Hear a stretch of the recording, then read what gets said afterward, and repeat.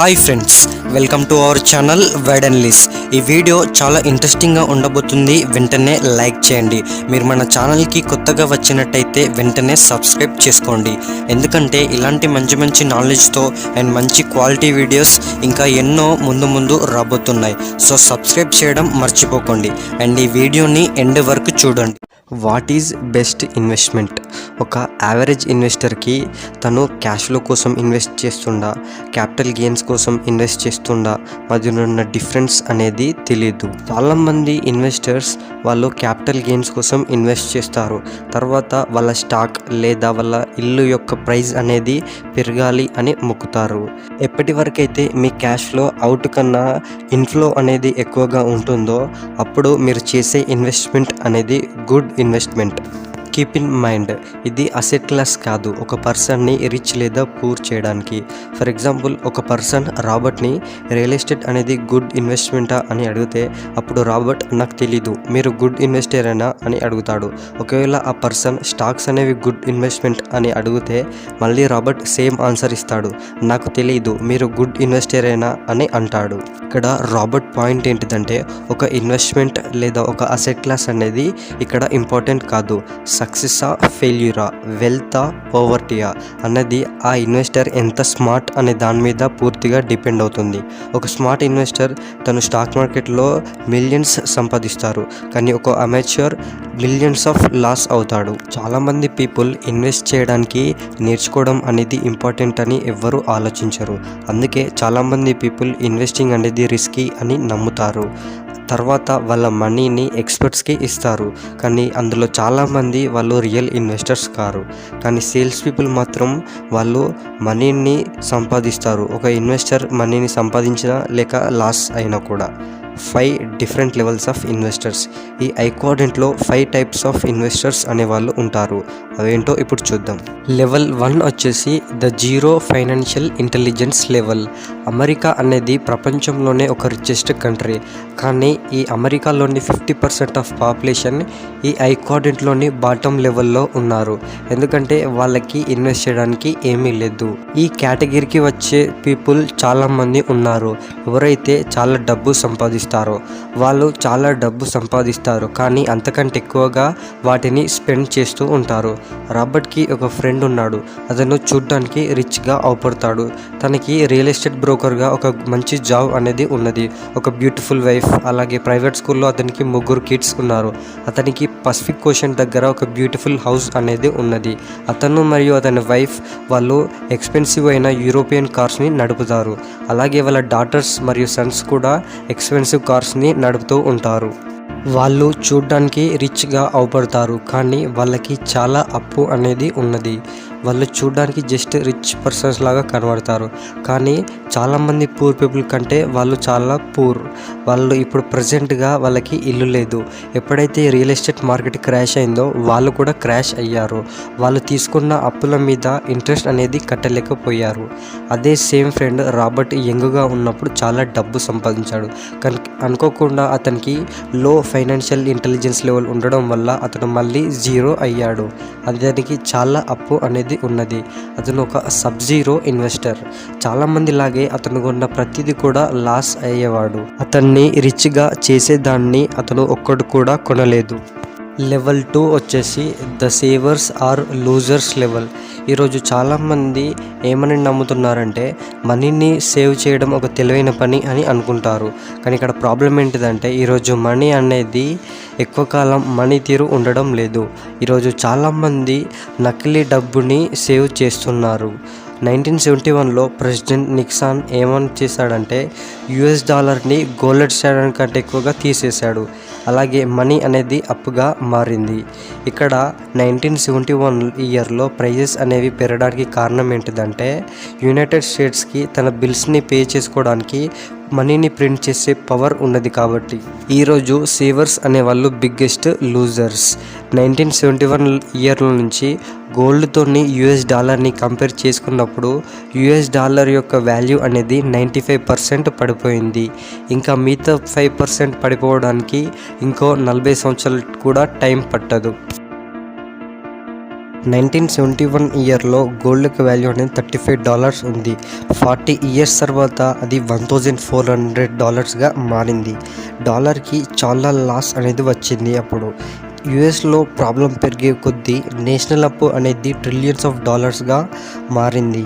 US అనేది ఇంకా నకిలీ డబ్బుని ప్రింట్ చేయడం కంటిన్యూ చేసింది.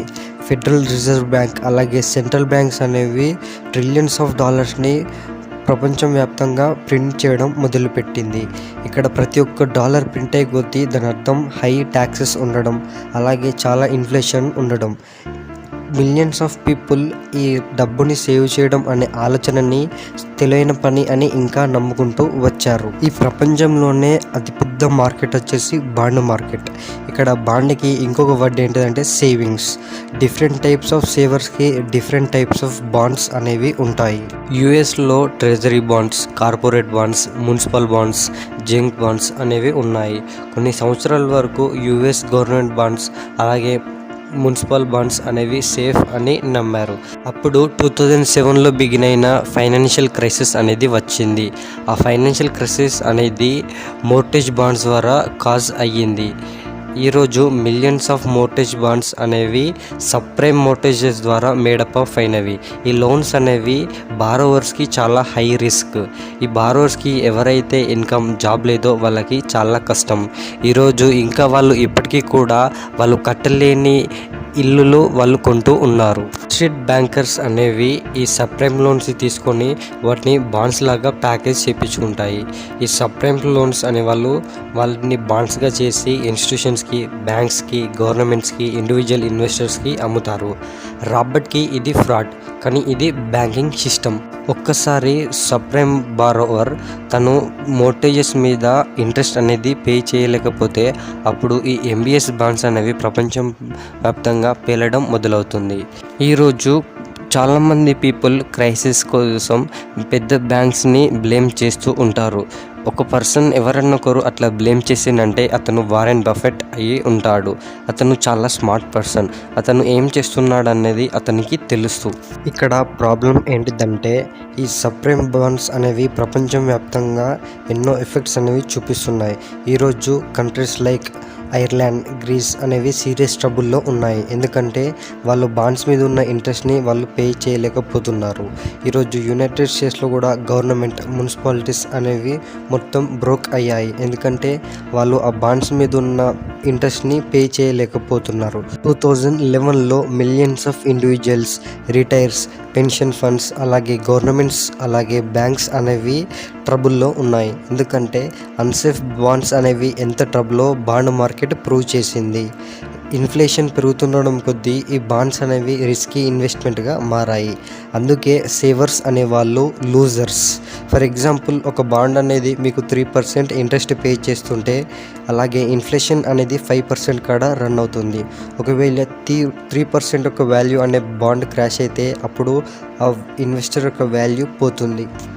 చైనా అనేది బిగ్గెస్ట్ లూజర్గా ఉంటుంది. యుఎస్ బాండ్స్లలో చైనా ట్రిలియన్స్ ఆఫ్ డాలర్స్ని హోల్డ్ చేసి ఉన్నది. ప్రతిసారి యుఎస్ గవర్నమెంట్ అనేది బాగా మనీని ప్రింట్ చేసి అలాగే బాండ్స్ని ఇష్యూ చేయడం ద్వారా డాలర్ అనేది డివాల్యూ అవుతుంది. ఇక అప్పుడు యుఎస్లో ఉన్న చైనాస్ యొక్క $1 ట్రిలియన్ ఇన్వెస్ట్మెంట్ అనేది డౌన్కి వెళ్ళిపోతుంది.